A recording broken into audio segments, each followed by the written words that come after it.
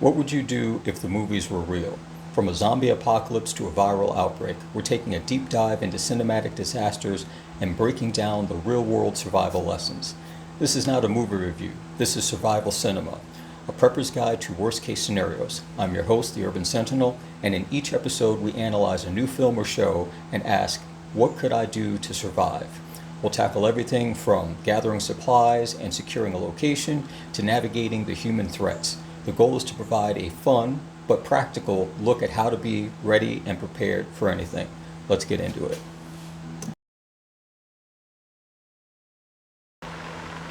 The Book of Eli, 2010. This one takes place roughly 30 years after a nuclear war.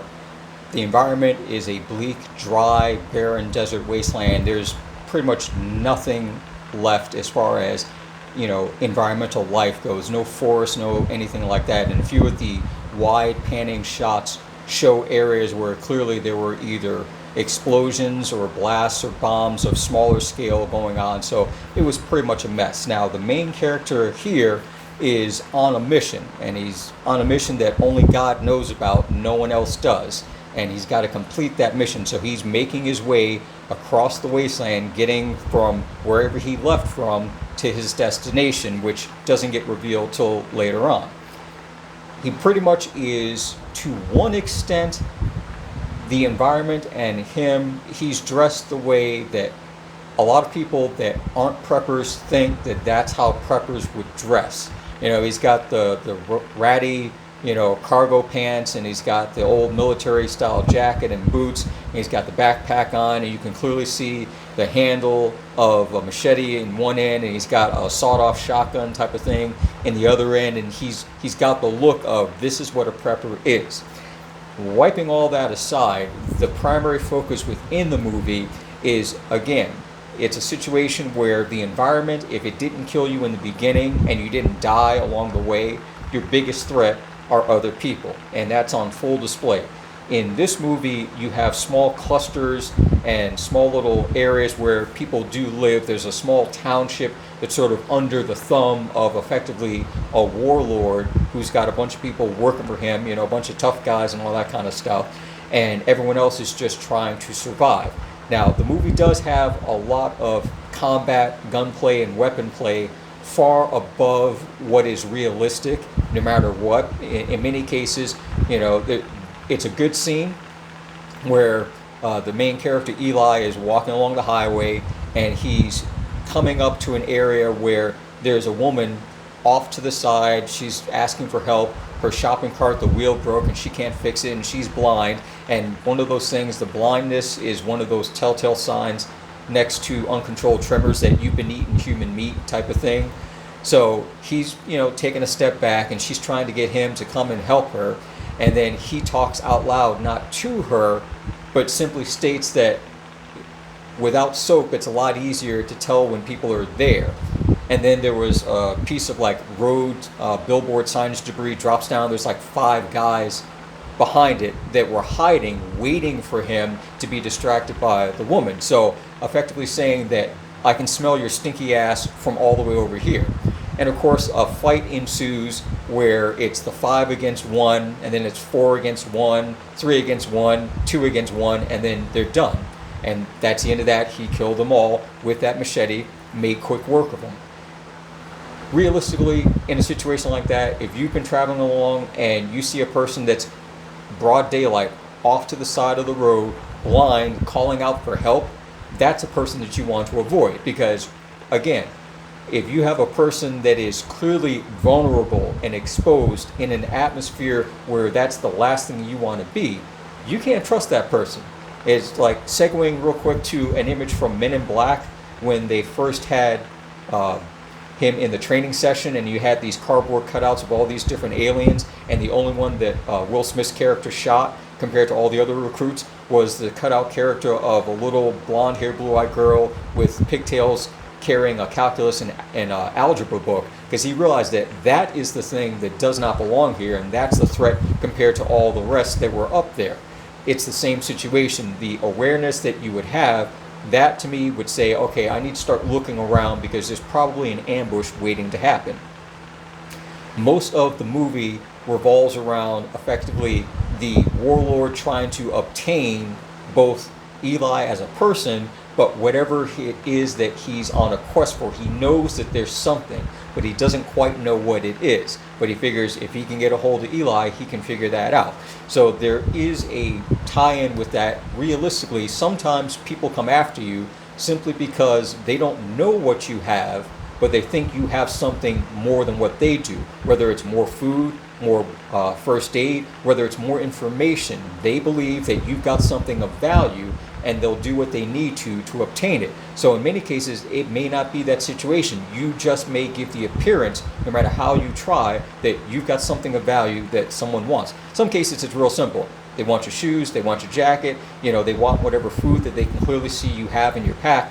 Other times it's a sense of you may know something more, or you may know where to find something. We need to get a hold of you and make you tell us. As the movie progresses, you've got other characters and other situations going on. It still stems, to one extent, highly revolved around the physical act of survival and paying attention to the environment that you're in, because effectively he spends almost the entire movie walking into ambush after ambush after ambush. Granted, he's the lead, he's not immediately going to die, and it's not a spoiler as it goes, but he makes it through all those different conflicts, one after the other, even as miraculous as it may seem. On the other side, realistically, we all know that more than likely we'd all be dead within the first one or two conflicts based upon how he approached it if we did it the same way. So it's like my logic and my thinking in watching this is, yes, he's on a mission. But that does not mean that he has to make a beeline through every single hotspot in conflict to complete that mission. You could go a little to the left, you could go a little to the right, you can go around and circle back again if you need to. You don't always need to hit every single thing head on. Life does not need to be a full frontal assault. Sometimes, just take the easy way around. That's all I'm saying. But through the course of the movie, small little things. The town that he was in, barter and trading was the primary way that it went. You had to have something to give in order to get something. Even something as small as he had a small radio that needed to be charged up. There was a guy who ran a shop, he had a charger, he said, hey, I can do this for you, but it's going to cost you. So understanding that the standards of, this is valued at, goes out the window. It doesn't matter how much you originally paid for it. It doesn't matter if you remember what it cost on Amazon, 5 years earlier. The item or items or things only have a value to the people that are looking for it. So you can ask whatever you want to ask, but if it's not worth that to that person, they're not going to trade with you. They're not going to say, okay, no problem, I'll give you this amount. Sometimes it's a simple exchange for an exchange, and no matter what the items are, what the service is, it's a one-to-one. It's a push. That's it. You give me this, and I'll do this for you. You help me here, and I'll get this for you. That's how it tends to go. So I look at it from this perspective of the Book of Eli was definitely a film about conflict resolution and how not to handle it, but also about bartering and trading and understanding that sort of subtle, still one-to-one context of how to negotiate with people to either get what you want from them, or at minimum, everyone just walk away being somewhat relatively happy. In terms of the survival, as far as that goes, there wasn't a lot that he did in terms of actual scavenging and in terms of makeshift anything. He was just sort of walking from one scene to the next scene, showing up, and then dealing with whatever the situation was.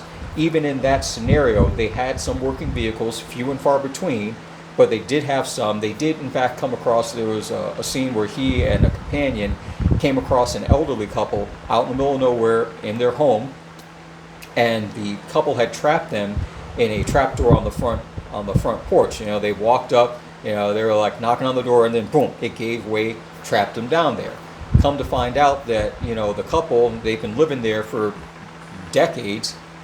They're cannibals. They eat people. They got the shakes. They've got the telltale signs that they've been eating the human meat, and they realize that out in the garden is pretty much where they've been keeping all of their supplies. So they made it out of there, very politely, thank you for the tea, but we're going to be going now, and out the door they went. So that's something, again, the appearance and the situation should make you go, that seems kind of weird that this elderly couple has managed to survive out here where you can clearly see them for miles around, and yet they've never had any problems with anyone. That leads you to understand that that's the reason why. You most likely, because they were kind and polite when they were down in the little trap there, didn't catch 12 gauge buckshot to the top of their skull from either one of them. That's the only reason why they were alive. And it's one of those situations where it's the most extreme, bizarre scenario that you don't expect to see. That leads you to understand that that's probably where the threat, where the danger is. So with the Book of Eli, definitely it's an action film. It's worth a watch. You pick up small little telltale signs of, yeah, I can see why he did that, or I would not do that, or even the case of, I'd try to do that, but I might change a few things. And it's definitely a good way to look at, as I said before, the conflict resolution, how to avoid it first of all, and then if you can't avoid it, what you should be considering to do to wrap it up quickly and get yourself out of there, because the longer you stay on the X, the longer you're in that center spotlight, that hot zone, the greater the threat is to you before finally you can't handle whatever the situation is. That's all I got for this one. I'll catch you in the next one.